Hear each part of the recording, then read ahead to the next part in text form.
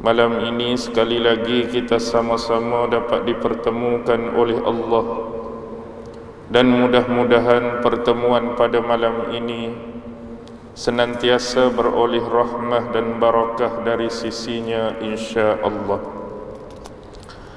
Berkesempatan masa yang ada, marilah sama-sama kita memperingatkan diri, memuhasabah diri kita masing-masing selaku hamba kepada pencipta kita Allah Subhanahu wa ta'ala, supaya kita dapat memahami dan mengerti apakah hak-hak daripada Allah Subhanahu wa ta'ala, terutamanya tentang kewajipan-kewajipan dan kefarduan-kefarduan yang telah diletakkan dan disyariatkan oleh Allah Subhanahu wa ta'ala kepada kita, apakah benar-benar telah terpenuhi atau tidak selaku hamba-hambanya yang beriman kepadanya. Memandangkan hal tersebut, memperingati sempena kita ni beberapa hari lagi nak masuk 1 bulan yang disebut sebagai bulan yang dipenuhi dengan keberkahan dan kemuliaan, bulan yang disebutkan oleh Allah Subhanahu wa ta'ala di dalam nas-nas Al-Quran dan hadis-hadis baginda sallallahu alaihi wasallam, yaitu merujuk kepada bulan Ramadan. Dan berkenaan hal tersebut, Allah Subhanahu wa ta'ala berfirman di dalam surah Al-Baqarah merujuk ayat 183, A'udzu billahi minasy syaithanir rajim. Ya ayyuhalladzina amanu kutiba 'alaikumus shiyamu kama kutiba 'alal ladzina min qablikum la'allakum tattaqun. Wahai orang-orang yang beriman, kutiba bimakna ay furida, yaitu difardukan ke atas kamu, diwajibkan ke atas kamu supaya berpuasa. Sebagaimana hal tersebut, yakni ibadah puasa juga turut difardukan dan diwajibkan kepada umat-umat sebelum kamu, dan tiada lain tujuan daripada hal tersebut supaya kamu menjadi manusia-manusia yang bertakwa kepada Allah Subhanahu wa ta'ala. Baik, di dalam ayat ini kalau kita mengikuti perbahasan dan tafsiran yang dikemukakan oleh Al-Imam Al-Mufassirin Imam Al-Qurtubi rahimahullahu ta'ala di dalam tafsirnya, yaitu Al-Jami' li Ahkamil Quran, beliau mendatangkan beberapa permasalahan berkaitan dengan ayat yang saya bacakan tadi. Pertama ialah merujuk kepada ya ayyuhalladzina amanu kutiba 'alaikumus shiyam. Wahai orang-orang yang beriman, difardukan ke atas kamu berpuasa. Di dalam ayat ini perintah dan gesaan terhadap sesuatu kewajipan ataupun kefarduan. Allah menggunakan frasa manusia-manusia yang beriman. Jadi Allah tak menggunakan frasa wahai manusia, wahai orang-orang Islam, tetapi manusia-manusia yang beriman. Bila kata dan sebut manusia beriman, otomatik yang dikatakan beriman itu termasuklah orang Islam itu sendiri. Kerana untuk memenuhi amanah, untuk memenuhi tanggungjawab dan perintah atas tuntutan ibadah ini, bukan hanya memerlukan kepada seorang hamba yang berstatus Muslim semata-mata, tetapi hendaklah Muslim yang dipenuhi dengan keimanan kepada Allah.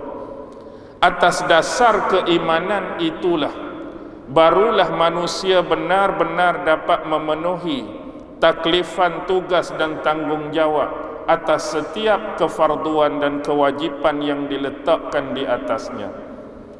Kalau kita ambil melihat senario yang berlaku dalam masyarakat hari ini, kalau kita tidak punya benar-benar keimanan yang kuat, keimanan yang jitu, keimanan yang kukuh dan mampan kepada Allah, apakah yang berlaku terhadap perintah-perintah tersebut?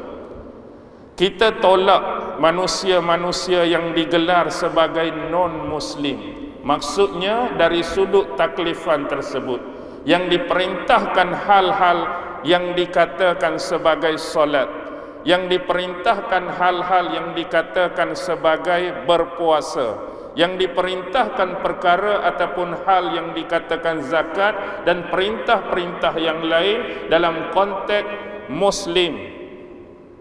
Jadi di luar sana, walaupun ada muslim-muslim yang ramai seperti kita, tetapi sudah ada di kalangan mereka yang berani melanggar arahan dan perintah tersebut. Kita ambil contoh dari sudut solat. Berapa ramai hari ini orang Islam yang dah tak mau bersolat walaupun dia orang Islam. Berapa ramai di kalangan muslim yang dah cuai, leka dan lalai daripada ibadah puasa. Hari-hari biasa kesihatan dia elok, hari-hari biasa kesihatan dia tak terjejas. Tak tahu mengapa bila mari bulan Ramadan, gastrik naik terus. Kesian kat gastrik kena bulan Ramadan saja, bulan lain tak berapa nak kena. Macam-macam alasan yang diberi kerana nak mengelakkan diri dia daripada ibadah puasa. Ada sebahagian umat Islam yang lari daripada zakat walaupun memenuhi tuntutan-tuntutan atas zakat tersebut. Hartanya dah lebih, hartanya dah banyak, haulnya dah cukup, nisabnya dah cukup, tapi tetap tidak mahu memenuhi apa yang dikatakan tuntutan zakat terhadap pendapatan-pendapatan dan harta-harta mereka. Mengapa ini berlaku dan terjadi, tuan-tuan dan puan-puan? Kerana semangat keimanan tadi. Inilah yang dikatakan memerlukan kepada muslim yang benar-benar beriman kepada Allah, barulah dapat memenuhi tuntutan, tugas, amanah dan tanggungjawab untuk melakukan setiap ibadah. Dan kes yang kita nak bicarakan pada malam ini adalah berkaitan dengan ibadah puasa. Walaupun bagi mereka yang sentiasa mentadabbur, memahami dan membaca Al-Quran, mereka tentu faham sebelum diwajibkan ataupun difardukan berkaitan ayat ini tentang puasa, beberapa ayat yang paling hampir dan dekat sebelum ini juga ada dua kewajipan lain. Yang pertama adalah taklifan dan kewajipan qisas, dan yang kedua adalah taklifan dan kewajipan menunaikan wasiat.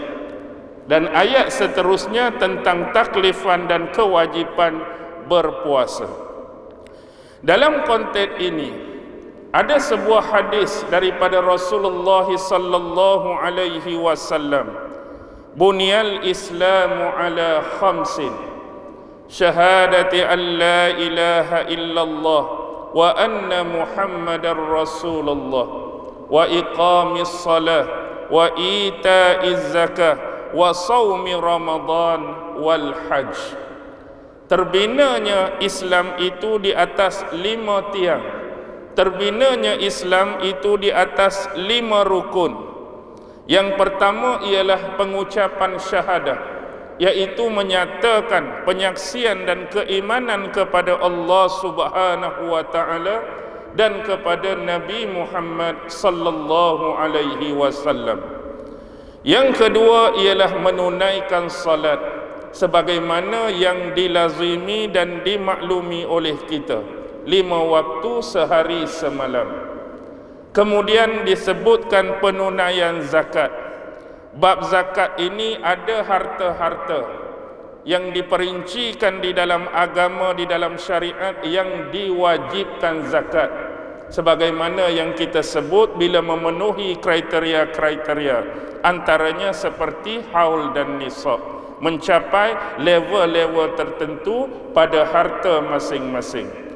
Dan yang terkait dengan apa yang nak kita bicarakan ialah wasaumi Ramadan, iaitu kewajipan berpuasa di bulan Ramadan dan juga melakukan amalan haji bagi mereka-mereka yang mempunyai istita'ah, iaitu kemampuan di sisi Allah Subhanahu wa taala. Apa yang nak disebutkan di sini, kelima-lima ini adalah merupakan rukun, merupakan tiang. Mengelakkan diri, menafikan diri ataupun menjauhkan diri daripada cuma walau melakukan salah satu daripadanya, menyebabkan seolah-olah anda telah mematahkan ataupun mencabut salah satu daripada tiang agama tersebut. Syahadah dah okey, semayang dah semayang, zakat dah zakat, haji dah pi, tapi satu ni aku rasa malas lah nak buat. Apa dia? Puasa bulan Ramadan. Jangan patahkan tiang tersebut. Ataupun anda memilih untuk tidak melakukan salah satu daripada 4 selain yang disebutkan tadi. Untuk memenuhi kriteria Muslim yang sejati, Muslim yang komplit dan sempurna, seharusnya memenuhi kelima-lima rukun ataupun tiang tadi. Dan salah satu yang kita nak sebut ini akan kita hadap beberapa hari lagi di masa akan datang. Mudah-mudahan Allah Subhanahu wa taala senantiasa memanjangkan usia dan umur kita serta memberikan kesihatan yang baik kepada kita sepanjang berlangsungnya bulan Ramadan pada tahun ini. Baik, itu yang pertama. Yang kedua, bila berbicara mengenai Ramadan, tuan-tuan dan puan-puan, apakah yang ditakrifkan dengan Ramadan? Imam Al-Qurtubi di dalam tafsir beliau mengungkapkan dari sudut lughah, bahasa ataupun moden disebut etimologi, maknanya ialah al-imsak. Al-imsak iaitu menahan atau menghindar dari satu keadaan kepada satu keadaan yang lain.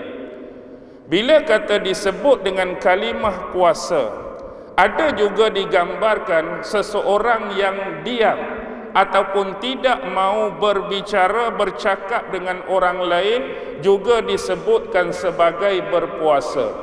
Sebagaimana yang dinaskan di dalam Al-Quran berkaitan puasa Maryam dalam surah yang ke-19, surah Maryam ayat 26. Inni nazartu lirrahmani sawma, sesungguhnya aku bernazar untuk berpuasa kepada Tuhan yang Maha Pemurah.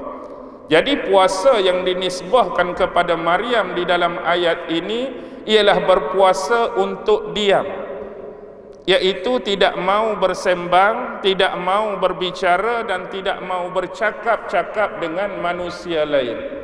Itu juga disebutkan sebagai berpuasa. Walaupun kalimah saum itu sendiri banyak dinisbahkan dengan hal-hal yang berbeza. Ada saum yang dinisbahkan dengan angin. Apabila keadaan dan bentuk angin tu dia tak berhembus, angin tu dalam keadaan tetap, angin tu dalam keadaan diam, juga dinisbahkan dengan saum. Begitu juga dengan binatang-binatang dan haiwan yang dalam keadaan diam, juga dinisbahkan dengan saum. Bermaksud diamnya mereka, tak bergeraknya binatang tersebut kerana adanya kekangan, iaitu tali-tali tertentu yang mengekang dan mengikat mereka, yang menyebabkan binatang duduk diam. Itu juga dinisbahkan dengan saum. Jadi di sini menunjukkan bahawa saum itu ialah menahan ataupun menghindari pergerakan dari satu keadaan kepada satu keadaan yang lain. Manakala makna dari sudut istilah ataupun kita sebut dari sudut syar'i ataupun dari sudut terminologi, berpuasa ni hak paling mudah yang disebutkan oleh ulama yang senang kita nak faham ialah menahan diri daripada melakukan perkara-perkara ataupun sesuatu yang boleh membatalkan puasa kita bermula daripada terbit fajar sehingga terbenamnya matahari. Kemudian ditambahlah oleh sebahagian ulama, di samping menjaga diri daripada melakukan perkara-perkara yang dilarang dan menjauhkan diri daripada perkara-perkara yang diharamkan oleh Allah Subhanahu wa taala sepanjang kita menjalani ibadah puasa tersebut. Baik, tu yang pertama. Manakala yang keseterusnya, puasa ini mengajar kita supaya bersabar. Puasa mengajar kita supaya bersabar. Kerana di dalam amalan puasa banyak perkara-perkara yang sebelum ini kita boleh buat, tetapi kelaziman yang selalu dibuat tu kita tak boleh buat dah. Selalunya kalau hari-hari biasa di luar bulan Ramadan, awal-awal pagi lagi kita dah breakfast dah. Kadang-kadang kopinya kita, tehnya kita, milonya kita. Lepas tu sarapan ada hak sederhana, ada hak biasa, ada hak berat. Kadang-kadang awal pagi nasi kandak dah kita. Kadang-kadang mi goreng dah kita. Kadang-kadang telur separuh masak, 3-4 biji dah kita. Tu kelaziman. Mari masuk petang pula makan macam-macam. Mari tengah hari makan macam-macam. Mari malam makan macam-macam. Bila mari bulan Ramadan, dia menguji kesabaran kehendak tersebut. Nak makan lagi pagi tak boleh dah, sebab tadi dah sahur dan niat nak berpuasa. Rasa nak makan pun kena buat apa Ustaz? Teliuk dah, aku semalam baru ni roti bakar 2 biji, telur 4 biji. Pagi ni start puasa dah. Kena sabar, tak boleh dah. Tengah hari semalam makan nasi kandak, tapi hari ni puasa, tak boleh makan dah. Sabar. Banyak benda kita kena sabar.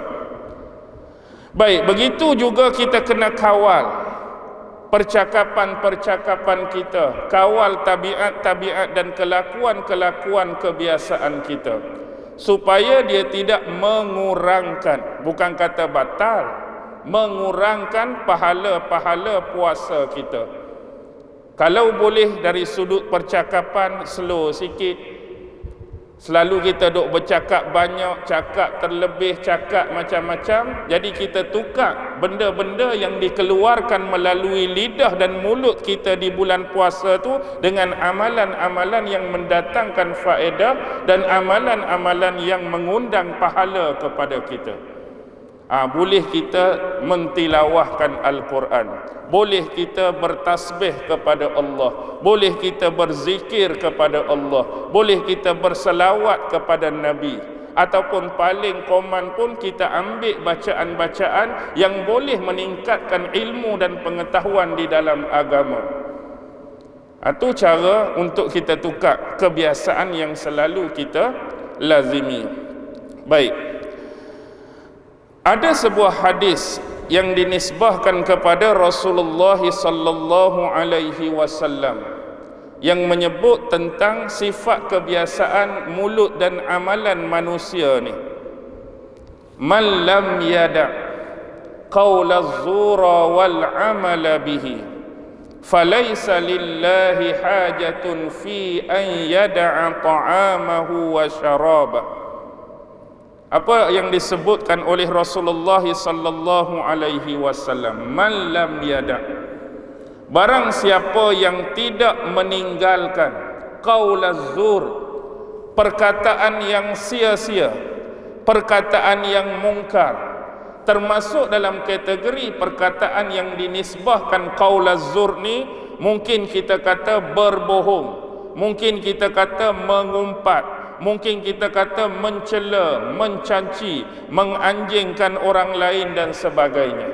Wal amala bihi, dan dia juga tak mampu untuk meninggalkan perkara-perkara mungkar yang lain. Yang dimaksudkan dengan mungkar yang boleh menjerumuskan pelakunya ke dalam dosa-dosa dan maksiat kepada Allah ataupun kepada manusia yang lain. Bila kita tak mampu meninggalkan hal-hal yang disebutkan oleh Rasulullah ini, falaisa lillahi hajatun. Maksudnya Allah tidak berhajat, Allah tidak berkehendak fi an yada'a ta'amahu wa syarabah. Walaupun keadaan orang tersebut tiada hajat Allah pada dia, walaupun keadaan dia di bulan Ramadan dalam keadaan dahaga, walaupun keadaan dia di bulan Ramadan dalam keadaan lapar kerana ibadah berpuasa. Dari sudut puasa, dia puasa macam orang lain. Lapar dah? Lapar. Dari sudut puasa macam orang lain. Dahaga tak? Dahaga. Tapi dia tak mampu nak jaga dan kawal mulut dia daripada apa yang dilazimi di luar bulan Ramadan sebelum ini. Dari sudut benda-benda yang disebutkan tadi, amalan-amalan ataupun perkataan-perkataan yang boleh menjerumuskan pelakunya ke dalam dosa ataupun maksiat kepada Allah Subhanahu wa taala. Yang keseterusnya, masalah yang dibawa oleh Imam Al-Qurtubi ialah tentang kelebihan, fadilat dan pahala yang bakal diberikan oleh Allah pada bulan Ramadan, terutama pahala dan kelebihan bagi mereka yang memenuhi dan tuntutan berpuasa ini. Yang ni saya sebut dengan ringkas. Banyaknya nas-nas di dalam Al-Quran, hadis-hadis Rasulullah, baik yang bersifat sahih, baik yang bersifat hasan dan seumpama dengannya, yang menceritakan tentang fadilat dan kelebihan bulan Ramadan, menceritakan tentang pahala yang diberikan oleh Allah. Lebih jauh digandakan pahala tersebut melebihi hari-hari biasa. Jadi ambillah peluang, rebutlah peluang pada bulan Ramadan yang akan datang, seandainya umur kita masih diteruskan oleh Allah, untuk meraih kelebihan-kelebihan tersebut, untuk dapatkan pahala-pahala yang dijanjikan oleh Allah Subhanahu wa taala. Jadi bulan Ramadan boleh dikatakan sebagai bulan penguat ataupun bulan pembakar semangat untuk kita ni menambahkan ibadat dan ketaatan kita kepada Allah Subhanahu wa taala. Sebagai contohlah, nak bagi mudah faham, bagi minda orang-orang desa, orang-orang kampung ni, kalau kita pi pasar raya sebagai contoh, biasanya pasar raya ni kereta tak berapa banyak, pelanggan tak berapa penuh kalau hari-hari biasa. Bila agak-agak kita nak tengok kereta penuh? Bila kita nak tengok pelanggan tu ramai? Bila adanya sale-sale tertentu, diskaun tertentu. Hari biasa baju tu harga 120, biasa orang tak berapa nak ramai. Tapi dia kata Ahad minggu depan baju hak 120, kita tengok hari sebelum tu turun berapa? 50. Turun berapa? 40. Dan adanya kalau dengan harga sekian-sekian sebelum ni cuma boleh dapat satu barang, tapi minggu depan dengan harga sekian-sekian boleh dapat 5 barang. Agak-agak kereta penuh ke? Kereta tak penuh. Lagu mana Ustaz? Bukan kata lagu mana Ustaz. Ustaz pun ada. Awal lagi Ustaz. Ustaz kata 5 barang, saya dapat 7 barang. Awal lagi. Sebab nak memenuhi perkara-perkara tersebut, dia menjadi semangat kepada pelanggan-pelanggan dan pembeli untuk pergi ke pasar raya kerana adanya promosi-promosi dan sale-sale tertentu. Jadi begitulah bulan Ramadan adalah merupakan promosi, pembakar semangat daripada Allah untuk mengajak manusia berlumba-lumba memenuhi ketaatan dan ubudiah kepada Allah. Masing-masing nak cari pahala, masing-masing nak cari kedekatan di sisi Allah Subhanahu wa taala.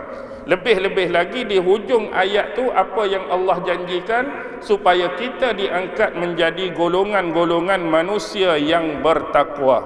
Bukan setakat Islam, bukan setakat beriman, kita nak naik lagi satu level, satu darjat yang dipanggil manusia yang bertakwa di sisi Allah Subhanahu wa taala.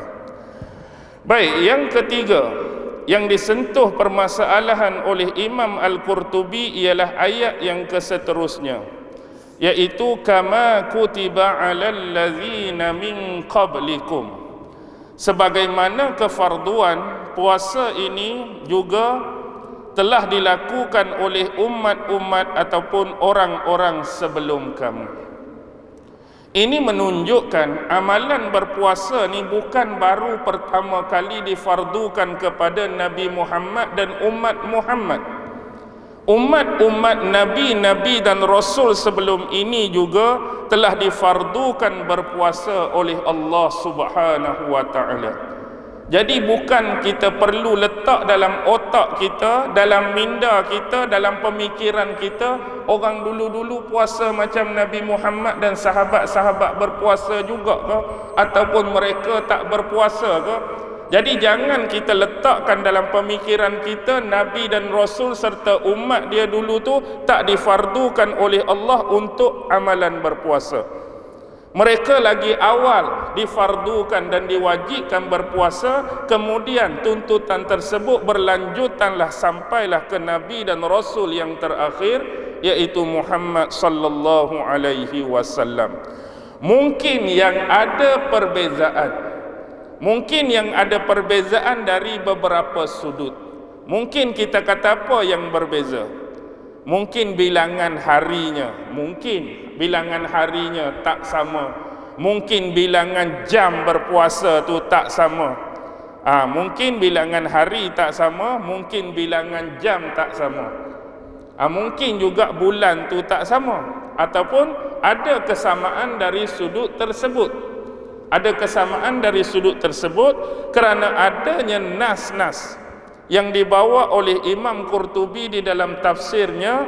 Ada sebahagian ulama mengatakan bahawa telah menjadi kefarduan ke atas Nabi dan Rasul serta umat sebelum ini juga berpuasa dalam bulan yang sama, iaitu bulan Ramadan. Cuma yang jadi berbeza hari itu dia ada perbahasan dia.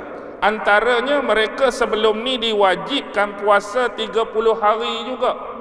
Mereka diwajibkan puasa 30 hari juga.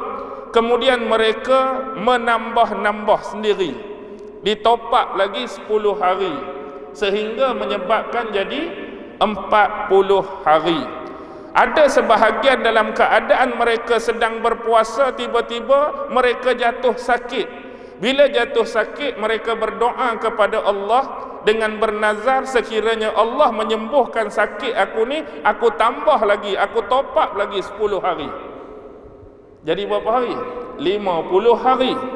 Ini berlaku di dalam agama Nasrani, sebagaimana yang dicontohkan di dalam tafsir-tafsir tertentu. Dan ada yang hadis yang dinisbahkan kepada Daghfah bin Hanzalah menceritakan hal tersebut.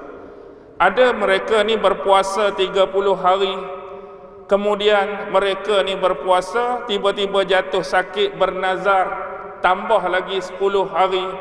Kemudian ada sebab-sebab yang lain tambah lagi 10 hari, menyebabkan bilangan itu sudah berbeza dan sudah bertambah. Ala kullihanya, poin yang paling penting, sama seperti yang dinaskan oleh Al-Quran, amalan berpuasa ni dah dilakukan oleh umat-umat terdahulu. Tu senang cerita. Okey, yang keseterusnya yang saya nak sebut, nampak lagi tak Aisyah? Ini lebih masa sikit lah. Baik, apa yang menjadi kepentingan? Apa yang menjadi kepentingan? Tengok ayat 185. Syahrul Ramadan alladzi unzila fihi al-Quran hudan lin-nasi wa bayyinatin minal huda wal furqan. Okey. Kalau kita tengok ayat 185. Syahrul Ramadan alladzi unzila fihi al-Quran. Pada bulan Ramadan yang mulia ini diturunkan padanya oleh Allah akan Al-Quran. Ayat ini menceritakan tentang keagungan bulan Ramadan, salah satunya kerana adanya peristiwa penurunan Al-Quran pada malam salah satu bulan Ramadan.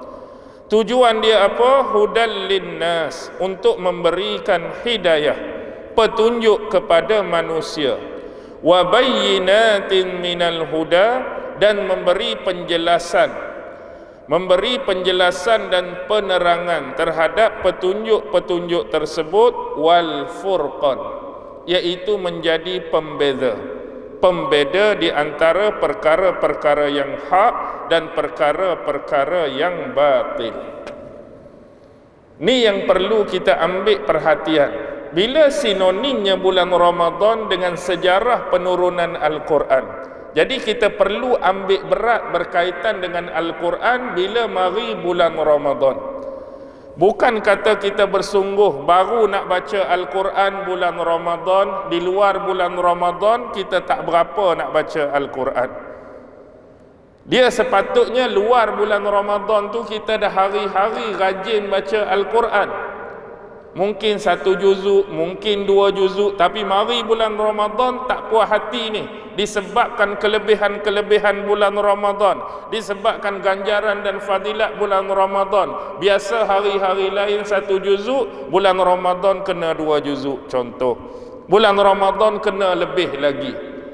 Kita tak mau bulan lain langsung kita tak jamah Al-Quran, kita tak sentuh Al-Quran, tak baca Al-Quran, mari bulan Ramadan baru nak baca. Bukan kata orang yang sebelum ni tak baca, mari bulan Ramadan baca baru nak dapat pahala. Tak. Pahala tetap dapat sekiranya dibaca Al-Quran itu kerana Allah, ikhlas kerana Allah. Dia bukan sebab sebelum ni tak baca, bila ni baru nak baca tak dapat pahala. Tu bukan kerja kita, tu kerja Allah Subhanahu wa taala. Nak habaknya kesungguhan kita perlu ditambah dan dipertingkatkan dalam apa jua perkara. Baik, bila sebut dengan Al-Quran, saya nak bahas satu sisi atau satu sudut yang kita panggil sebagai spiritual, bentuk kerohanian. Kerohanian ataupun spiritual Al-Quran ni banyak sudut dan banyak segi. Yang saya nak sentuh ialah spiritual of education. Dalam Al-Quran ada kerohanian dan spiritual berbentuk pendidikan. Bagaimana Al-Quran nak membentuk manusia menjadi satu umat yang berilmu, satu umat yang berpengetahuan. Lihat kepada kondisi paling awal, 5 ayat yang pertama turun kepada junjungan besar Nabi Muhammad sallallahu alaihi wasallam. Dalam Gua Hira tu, ayat yang awal-awal turun berkaitan dengan apa? Iqra bismi rabbikal ladzi khalaq. Khalaqal insana min 'alaq, sampailah ayat yang kelima. Dia adalah spiritual. Dia adalah kerohanian tentang konsep pendidikan, iaitu menisbahkan ilmu, menisbahkan pengetahuan kepada penciptanya yang sebenar, Allah Subhanahu wa taala. Jadi Islam amat menekankan pendidikan, Islam amat menekankan ilmu dan pengetahuan. Sebab itulah 13 tahun di awal-awal fasa Rasulullah berada di Mekah, konsep pendidikan yang ditekankan oleh Rasulullah ialah keimanan kepada Allah. Nak bagi sahabat betul-betul faham apa itu keimanan, apa itu bertauhid kepada Allah, apa itu yang dinamakan sebagai akidah.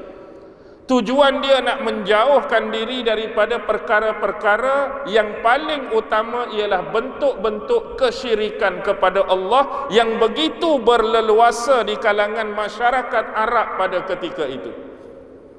Terutama konsep penyembahan kepada patung-patung, berhala-berhala, dewa-dewa ataupun idola tertentu. Ini yang sedang membarah dalam masyarakat. Jadi pendidikan yang Islam yang diaturkan oleh Allah menerusi lisan Nabi Muhammad ni nak banteras benda ni lah. Nak bagi sahabat tu faham sungguh-sungguh apa yang disebutkan tadi dari sudut iman, tauhid dan akidah, supaya diri kita ni tak terjerumus, tak terjebak dalam kancah kesyirikan. Lebih jauh perkara-perkara yang Islam larang, perkara-perkara yang Islam minta kita jauh, antaranya perkara-perkara tahyul, perkara-perkara khurafat, perkara-perkara dongeng dan perkara-perkara yang seumpama dengannya, yang tidak memberikan apa-apa manfaat, apa-apa faedah di dalam agama, lebih-lebih lagi di dalam masyarakat. Itu bentuk pengetahuan. Tujuan dia, sama ada Al-Quran ini mengajarkan sesuatu ataupun konsep ibadah-ibadah ini, ialah tujuan dia nak bertaqarrub kepada Allah Subhanahu wa ta'ala, nak suruh kembali dekat kepada Allah dengan kehidupan manusia pada zaman dan frasa jahiliah ni begitu jauh dengan Allah. Berapa lama dah masyarakat Arab Quraisy ni jauh daripada Allah. Jadi Nabi datang, Nabi mari seru, Nabi mari dakwah nak memendekkan jarak tersebut. Hak jauh tu jadi makin dekat. Inilah yang kita namakan sebagai taqarrub, nak mendekatkan diri kepada Allah, terutama dalam soal ibadah. Sebab bab puasa ni termasuk bab ibadah. Dalam keadaan kita berpuasa tu, kita nak sembahyang tarawih, dia berkait dengan solat. Jadi hal-hal tersebut memerlukan pemurnian dari sudut kita nak menunaikan, melaksanakan tata cara ibadah yang sebenar.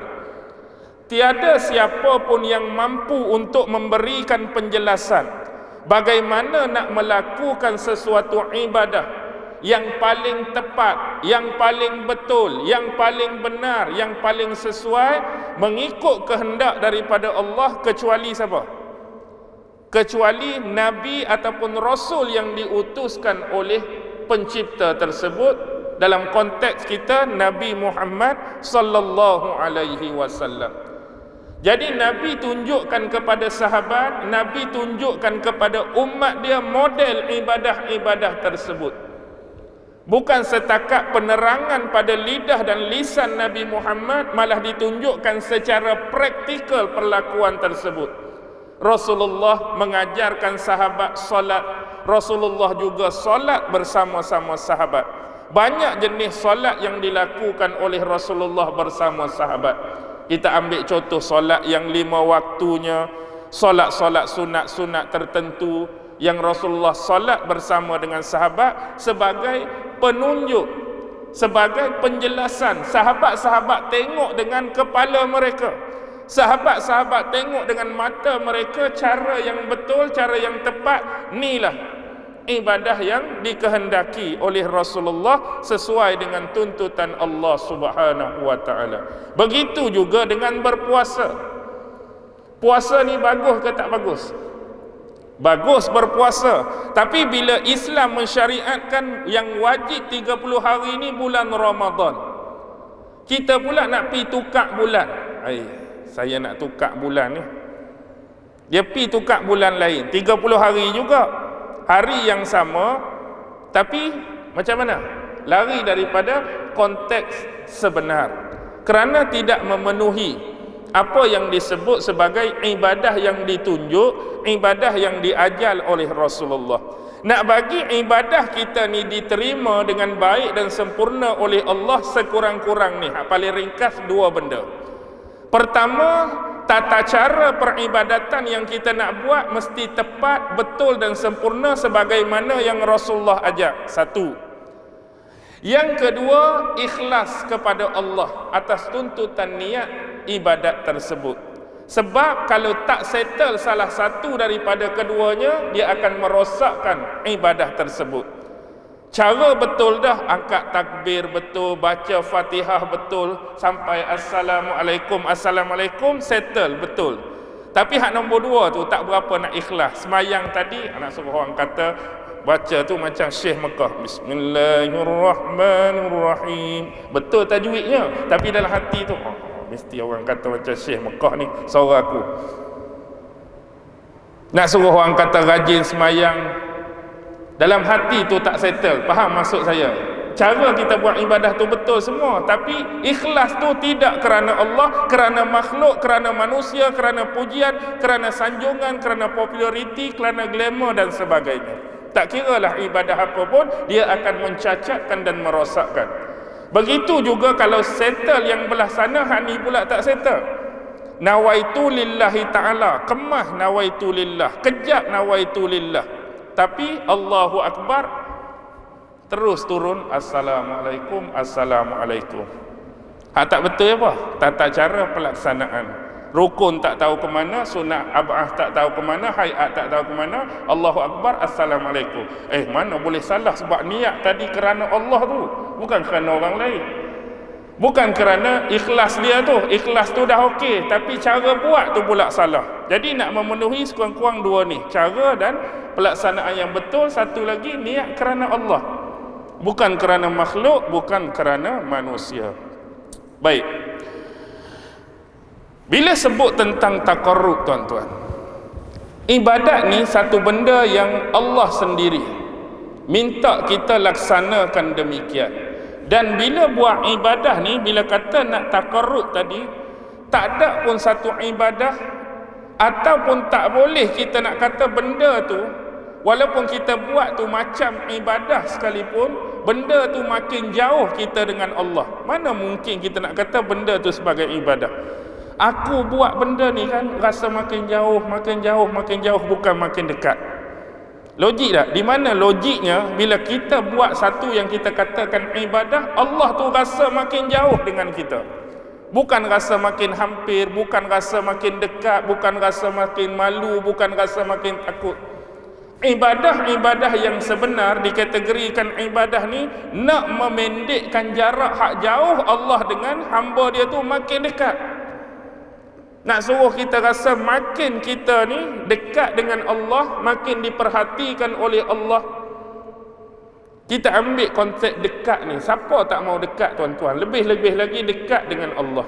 Dekat ni dia ada kaitan dengan urusan harian kehidupan manusia. Bila kata sebut dekat, seorang bapa dia rasa nak dekat dengan anak-anak dia.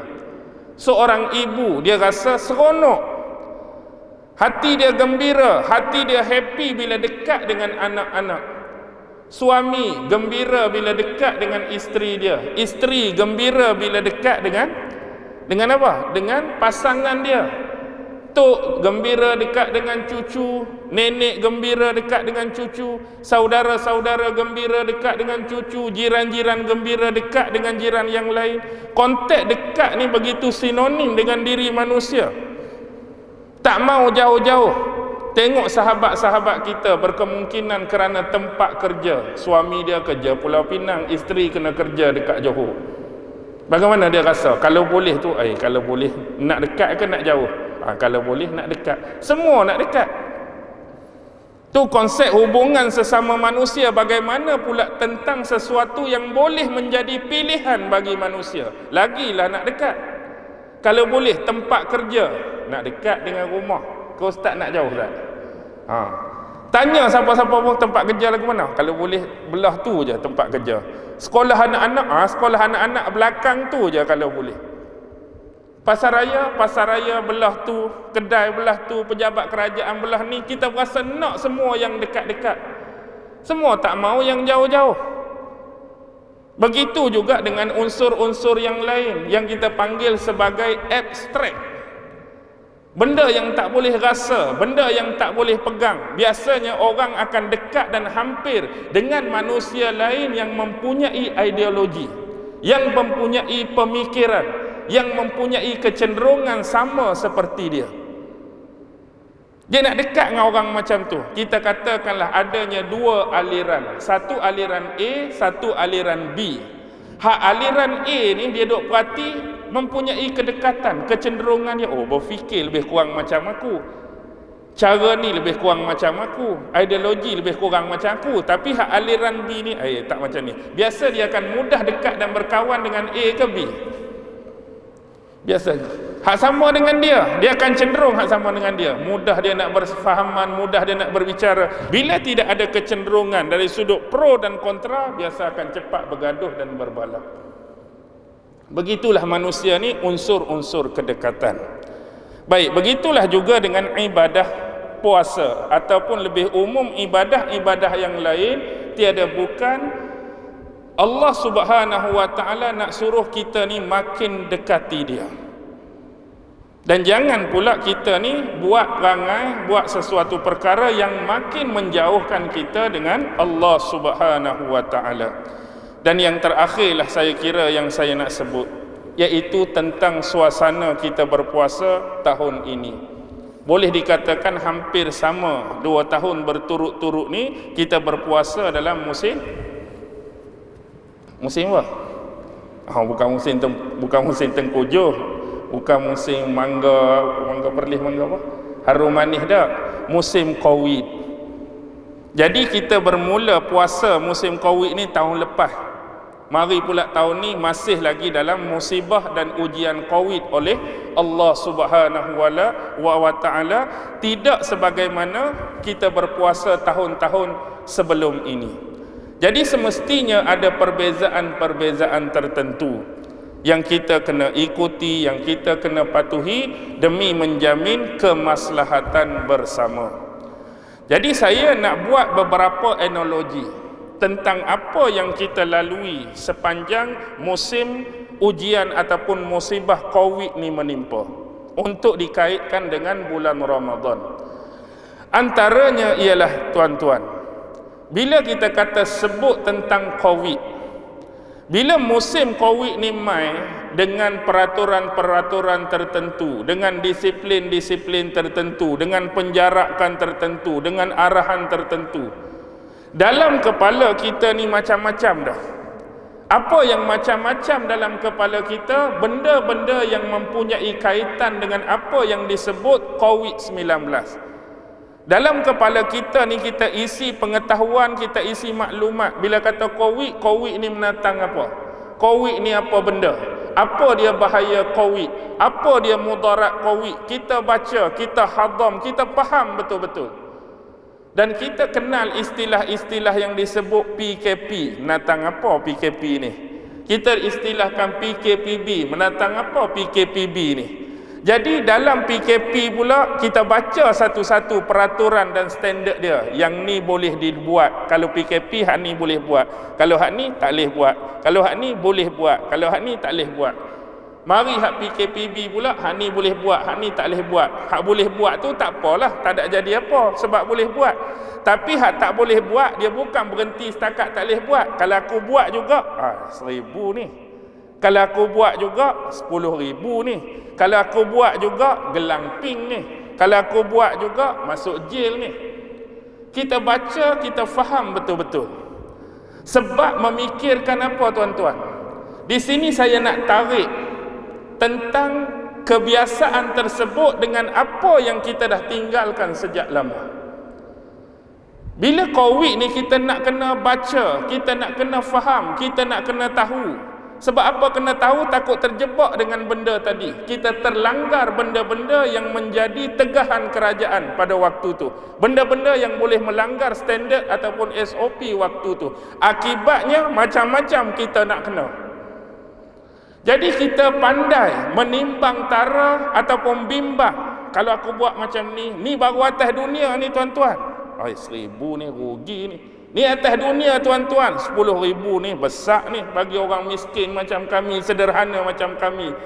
Ni Covid ni kena masuk jail. Jarang keluarga aku nak masuk jail. Keluarga aku kalau masuk jail pun tetap orang, gergaji orang, takik orang. Ni tak ada apa-apa, kerana langgak saja boleh masuk jail.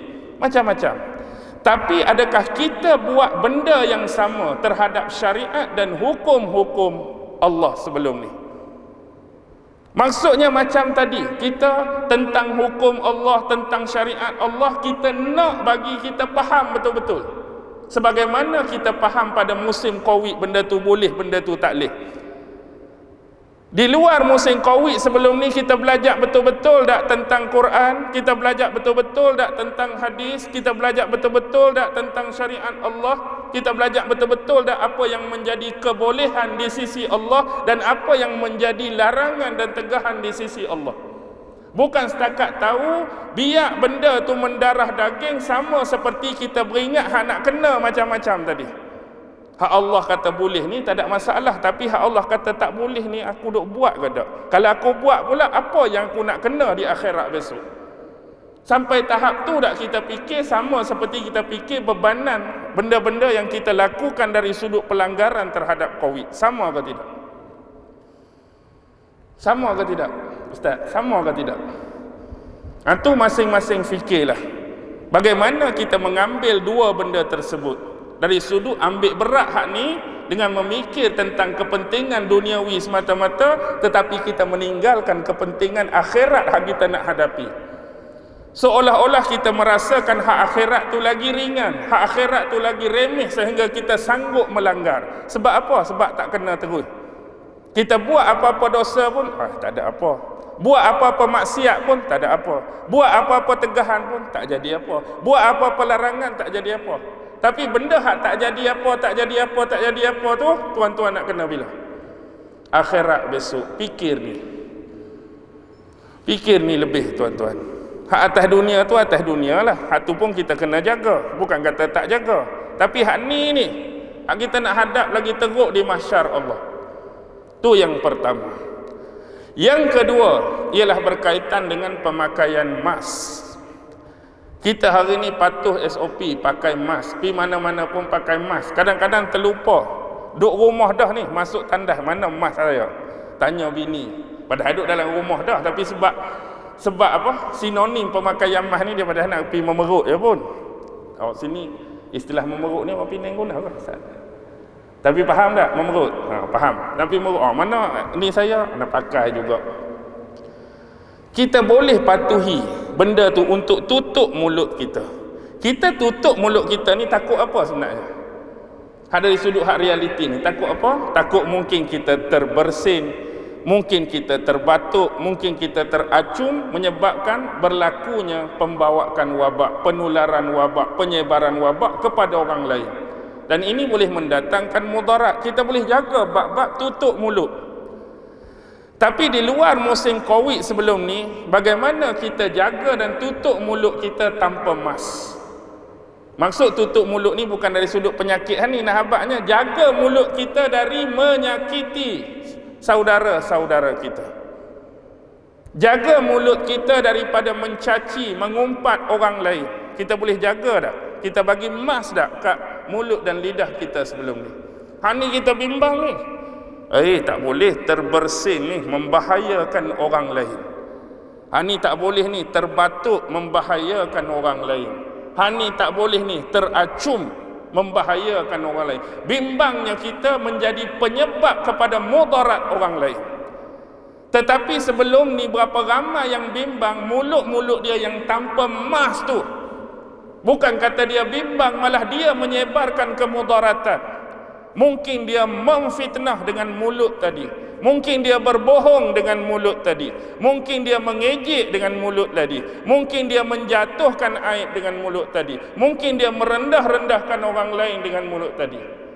Mungkin dia menghina dan sebagainya. Faham tak simbolik saya ni? Jadi kalaulah hak ni kita boleh jaga, hak tu lagi parah tuan-tuan. Hak ni tak pakai mask mungkin kena 1,000. Hak ni tak pakai mask mungkin kena 10,000. Hak tuan-tuan nak tanggung di akhirat besok akibat memfitnah orang, akibat menghina orang, akibat mencaci orang, akibat mengejek orang, akibat menghina dan merendah-rendahkan orang, lagi teruk, lagi parah tuan-tuan. Jadi jagalah mulut kita. Sepanjang bulan Ramadan ni latih untuk emaskan juga walaupun secara kerohanian. Jaga. Bukan bulan Ramadan saja ya Ustaz, luar Ramadan pun berterusanlah benda-benda macam ni, benda yang dilarang dalam agama. Tapi hak itulah kita nak buat. Sebab kita tak nampak sisi penerimaan akhirat besok. Kenapa macam depan tadi aku mengumpat orang pun tak jadi apa, aku fitnah orang pun tak jadi apa. Dia nak suruh tunggu jadi dulu, mari kilat gedegang mati seorang baru jadi sungguh. Yang ketiga, budaya sebelum ni kita jumpa saudara kita, Assalamualaikum. Lepas tu biasa bersalam. Mari mana lama tak nampak. Budaya bersalam ni di apa? Dibolehkan atau tidak dibolehkan? Paling common pun jumpa buat macam mana? Jumpa kita buat macam mana? Tak tangan di dada. Macam-macam lah orang ni. Tak tangan di dada macam Fir'aun lah apa tu. Itu merapu melalut tu. Cuma nak habaq di sini, penunjukkan kepada simbol atau gerak tangan kita, angkat tangan menunjukkan Assalamualaikum ke hai ke. Tapi bila letak di tangan ni, seolah-olah masing-masing jaga diri masing-masing. Hang jaga hang, aku jaga aku. Aku jaga kesihatan aku, hang jaga kesihatan hang. Aku tak mau mudarat hak ada padaku menimpa orang lain, hang pun tak mau mudarat tu timpa orang lain. Kita boleh jaga benda tu tuan-tuan. Walaupun sebelum ni kita melazimi dengan bersalaman, tak boleh bersalam, kita jaga benda tu. Hak-hak tersebut. Bagaimana sebelum ni kita jaga juga perkara yang sama supaya tidak berlaku mudarat terhadap masyarakat. Seolah-olah yang sebenarnya Islam mengajar kita jaga benda-benda tersebut dari sudut syariat-syariat, suruhan dan larangan dia, masing-masing jaga. Hak Allah suruh, kita masing-masing jaga. Hak Allah larang, masing-masing jangan buat. Tapi di luar sebelum ni, di luar Covid sebelum ni, lagu mana? Hang-hang ikut-ikutlah, aku-aku, hang-hang. Nak buat apa pun buatlah. Kita tak ada, masing-masing bersikap menjaga diri masing-masing. Ni sebab apa? Nak kena mudarat, nak kena penyakit, nak kena swab test, nak kena tu, nak kena ni. Besok bukan nak kena swab test, dia swab dengan starika panas sungguh.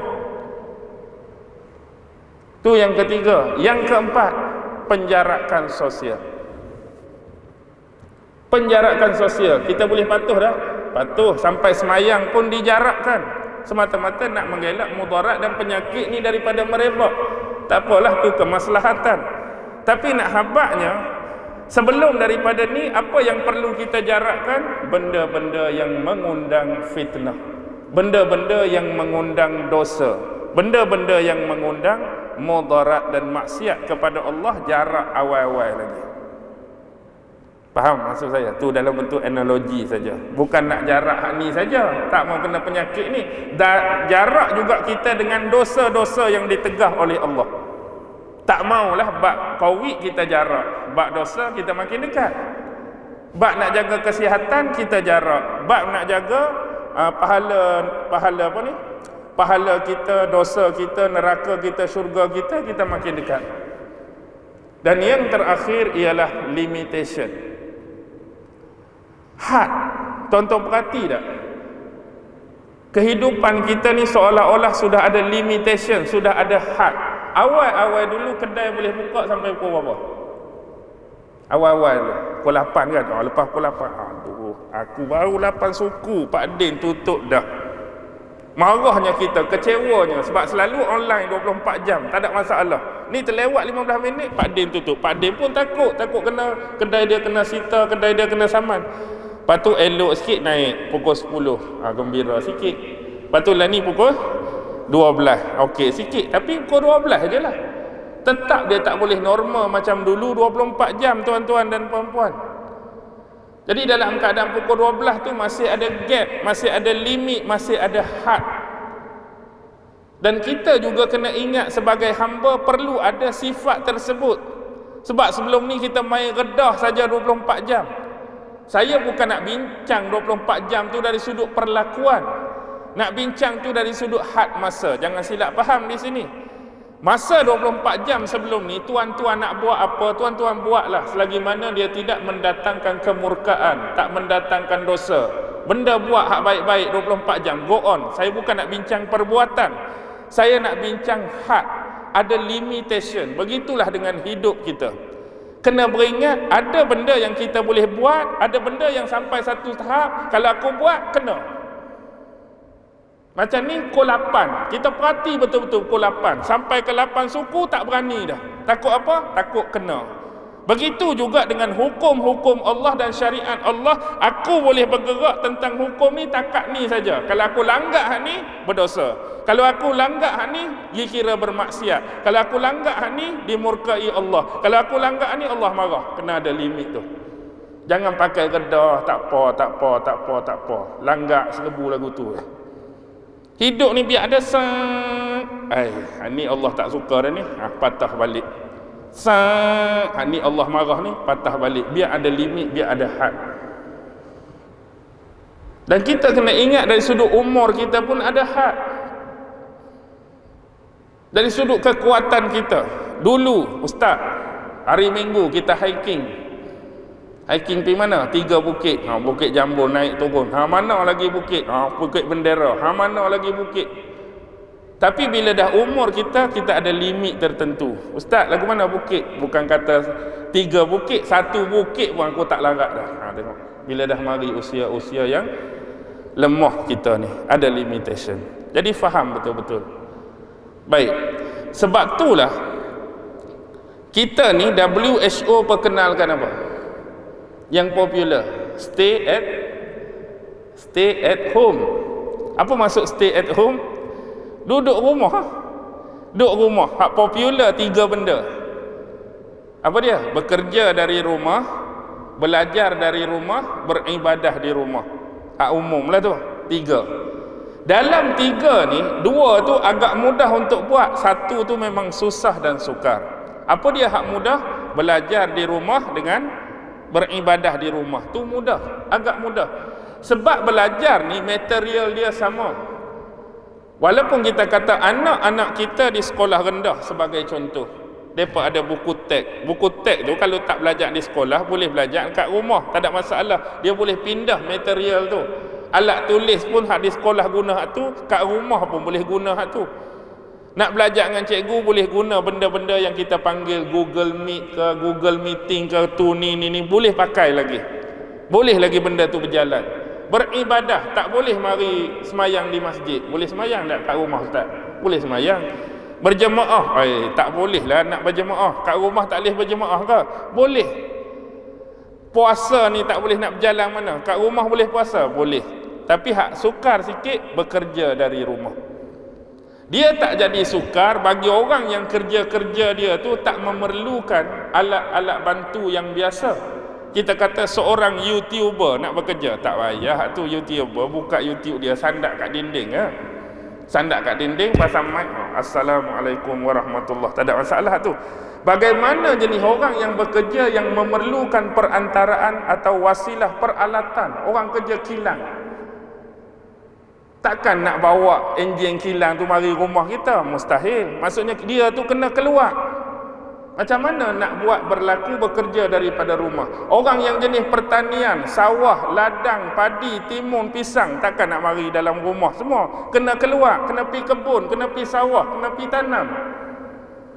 Orang yang terjebak dengan nelayan tu, bukan kata ikan mari depan tangga rumah kita. Dia kena tebar jala tengah laut juga.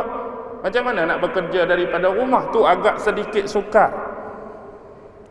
Kerana kesukaran ni lah kita memikirkan apa benda. Maksudnya daripada musibah Covid ni kita perlu muhasabah diri bahawa kehidupan kita ni tidaklah normal sebagaimana yang kita lalui sebelum ini.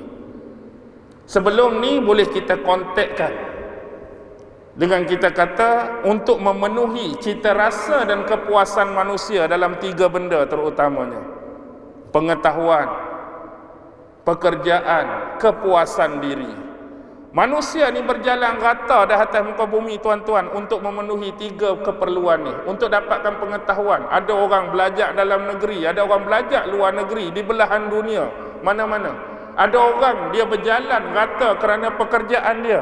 Ada orang berjalan rata kerana kepuasan diri, dari sudut makan angin, melancong, berjalan rata-rata. Walaupun transportasi ni memberi kemudahan kepada manusia.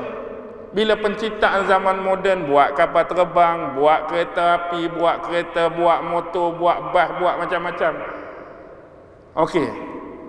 Tapi semua ni jadi terhenti tuan-tuan. Semua ni jadi terhenti. Kalau kita tengok falsafah haji, antara benda yang penting ialah sa'i dan tawaf. Sa'i ni maksudnya aktiviti berterusan tanpa henti. Itulah yang kita buat sebelum ni. Kita berjalan rata, berjalan sini, tak berhenti. Operation kehidupan manusia untuk memenuhi tuntutan-tuntutan kehidupan. Tawaf pun tak berhenti. Pusing. Boleh dikatakan tak ada. Sehingga kan akhirnya menyebabkan satu benda yang kita berhimpun ramai-ramai. Itulah istilah yang dinamakan sebagai wukuf. Kita wukuf di padang Arafah, tuan-tuan, untuk apa?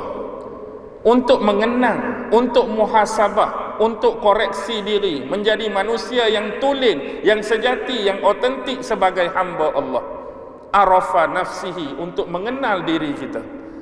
Dan boleh dikatakan semua tawaf dan sa'i, simbolik saja ni, analogi tadi, jadi wukuf kerana Covid.